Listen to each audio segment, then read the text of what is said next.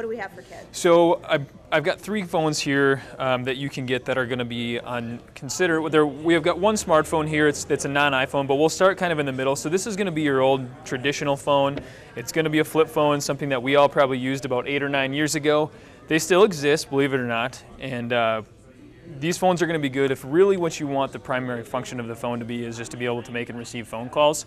Obviously, you can still text message on that. It's not quite as simplified as it would be on one of the other phones, but that's a good option for any child that might be getting just their very first phone. They're super young, and you just want to be able to communicate during those times. This is kind of a good middle ground. So this phone's going to slide out. It's going to give you a full keyboard.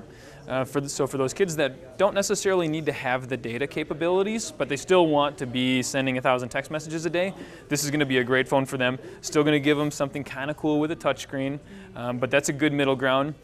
And then if you do want to get your kid a smartphone, and you want to go with something that is going to be a little less expensive, you can always buy a phone, because we talked about earlier, some of these phones can be $300, $400, $500+, and they're taking them to school.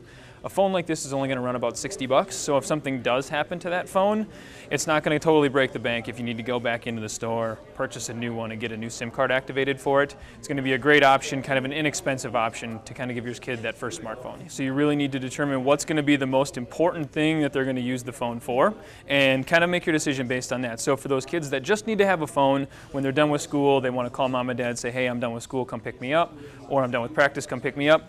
Maybe a basic phone that's going to be a flip phone is going to be a great option for something like that. But you really want to figure out what is the primary reason why you want to get them a phone, and then match the phone capabilities to the needs of the family and the child.